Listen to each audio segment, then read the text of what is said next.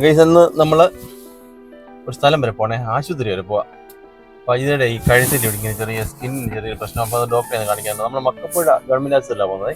അവിടെ നല്ല ഡോക്ടർ ഉണ്ടെന്ന് നമ്മുടെ അടുത്തുള്ള ചേച്ചി പറഞ്ഞു. അപ്പോൾ ഞങ്ങളിന്ന് പോയി അജിയെ നിന്ന് കാണിക്കട്ടെ. ഓക്കെ ഗൈസ്, അങ്ങനെ നമ്മൾ ചെത്തോങ്കര കഴിഞ്ഞ് ചെത്തോങ്കര നമുക്ക് ഇത് ഹൈവേയാ, അതായത് മൂവാറ്റുപുഴ പുനലൂർ ഹൈവേയാ. അടിപൊളി റോഡാക്കി പണിഞ്ഞ് സെറ്റാക്കി ഇട്ടേക്കുക. നമ്മൾ ചെത്തോങ്കര കഴിഞ്ഞ് അടുത്തതിന് നമ്മൾ എന്താ സ്ഥലപ്പേരെന്തായിരുന്നു? മക്കപ്പുഴ. കേസ് നമ്മൾ മന്നവരുതി ജംഗ്ഷനിലായി. ഇവിടുന്ന് വലത്തോട്ട് പോയി കഴിഞ്ഞാൽ വെച്ചുച്ചിറ റോഡാ, വെച്ചുച്ചിറ ഒക്കെ പോവാം. നമ്മൾ നേരെ പോവുകയാണ്. അതെ, പോളിടെക്നിക് ഒക്കെ ഉള്ള സ്ഥലം, അത് നവോദയൊക്കെ വെച്ചുച്ചിറയാണ്. ഈ കഴിഞ്ഞ ജംഗ്ഷൻ, അത് മന്നവരുതിന്ന് വലത്തോട്ട് പോകണം. റാന്നിന്ന് വരുമ്പോൾ വലത്തോട്ട് പോയാൽ കഴിഞ്ഞാൽ അവിടെ എത്തും. നമ്മൾ നേരെ പോവാണേ. നേരെ ചെന്ന് ഇവിടെ നയരയുടെ പമ്പൊക്കെ ഉണ്ടാവും. ഗൈസ്, ഇതൊക്കെയാണ് മക്കപ്പുഴ എന്ന് പറഞ്ഞ സ്ഥലം. അപ്പൊ നമ്മൾ എരുമേലി റൂട്ടിലോട്ട് കയറണ്ട, ഈ മെയിൻ റോഡിൽ തന്നെയാണ്. അത് മൂവാറ്റുപുഴ പുനലൂർ ഹൈവേയുടെ സൈഡിൽ തന്നെയാണെന്നാണ് നമ്മളിപ്പോ ഒരു പോസ്റ്റ്മാനെ കണ്ട് ചോദിച്ചായിരുന്നേ.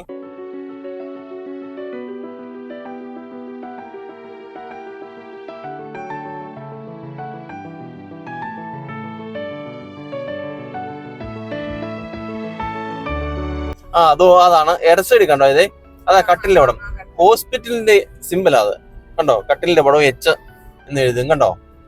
ഇവിടുന്ന് ലെഫ്റ്റ്.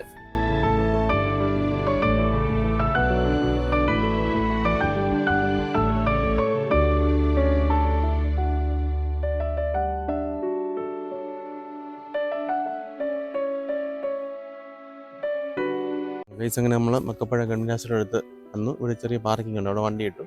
ഹോസ്പിറ്റലിൽ കയറട്ടെ കേട്ടോ, ഡോക്ടറെ കണ്ടിറങ്ങിയിട്ട് കാണാമേ. ഓക്കെ, ഡോക്ടറെ കണ്ടിട്ട് വരുന്നുണ്ട്. എന്താ ചോദിക്കാം? എന്താ പറഞ്ഞേ? ഫംഗസ് ഇൻഫെക്ഷൻ, പിന്നെ എന്തൊക്കെ പറഞ്ഞു? അത് തന്നെ നമ്മുടെ വീട്ടിൽ ഇരിക്കുന്ന മറ്റേ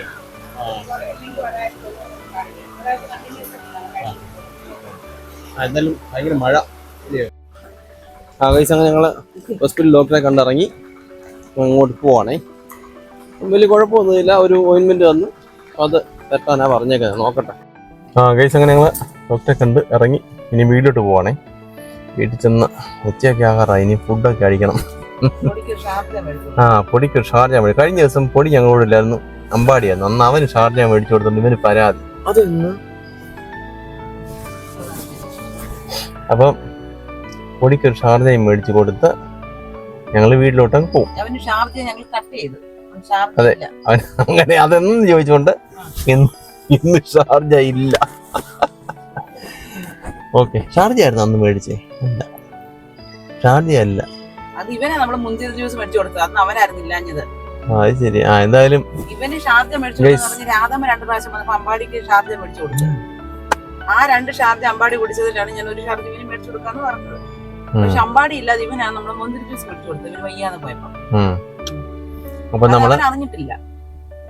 എന്തൊക്കെയാണേലും അങ്ങോട്ട് പോകുന്ന വഴിക്ക് എന്തെങ്കിലും പൊടിക്കൊന്ന് മേടിച്ച് കൊടുത്തിട്ട് ഞങ്ങൾ വീട്ടിലോട്ട് പോകും. പൊടിക്ക് ഷാർജ മേടിക്കാൻ വേണ്ടി ഞങ്ങൾ വന്നേക്കാണ്.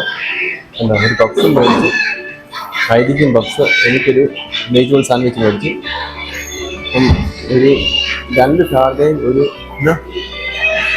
സ്വർണ്ണനാരങ്ങളും ഓർഡർ ചെയ്തിട്ടുണ്ട്. അതിന് വേണ്ടി ഞങ്ങൾ വെയിറ്റ് ചെയ്യാം.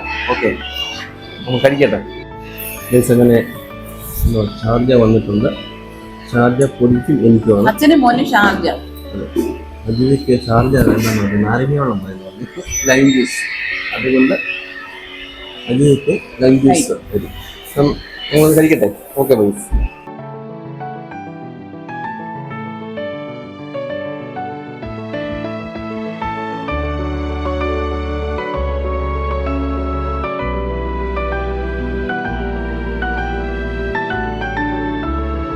ഗൈസ്, അങ്ങനെ നമ്മൾ ഗ്രാൻഡ് ബേക്കറിയിൽ നിന്ന് ഇറങ്ങി. റാന്നി ചെത്തോങ്കരയുള്ള ഗ്രാൻഡ് ബേക്കറിയിൽ നിന്ന് ഇറങ്ങുകയാണ്, വീട്ടിലോട്ട് പോവാം. അപ്പം പൊടിക്ക് ഒരു ഷാർജ മേടിച്ചു, ഞാൻ ഷാർജ കുടിച്ചു. അതിലേക്ക് ഷാർജ വേണ്ടെന്ന് കണ്ട് അതിലേക്ക് ലൈം ജ്യൂസ് മതി എന്ന് പറഞ്ഞ് ലൈം ജ്യൂസ് മേടിച്ചു. പിന്നെ 2 പപ്സും ഒരു വെജിറ്റബിൾ സാൻഡ്വിച്ചും. ആ പേര് ഞാൻ എപ്പോഴും അതിൻ്റെ മറന്നു പോകും, എന്താണെന്ന് അറിയത്തില്ല. എപ്പോഴും ഞാൻ അതിൻ്റെ പേര് മാത്രം മറന്നു പോകും. അപ്പം അതൊക്കെ കഴിച്ച് അമ്പാടിക്ക് വയ്യായിരിക്കും, അതുകൊണ്ട് അമ്പാടിക്ക് മേടിച്ചിട്ടില്ല. പനിക്ക് ബ്രെഡ് മേടിച്ചിട്ടുണ്ട്. അപ്പോൾ ഞങ്ങൾ വീഡിയോട്ട് പോട്ടെ. Okay guys.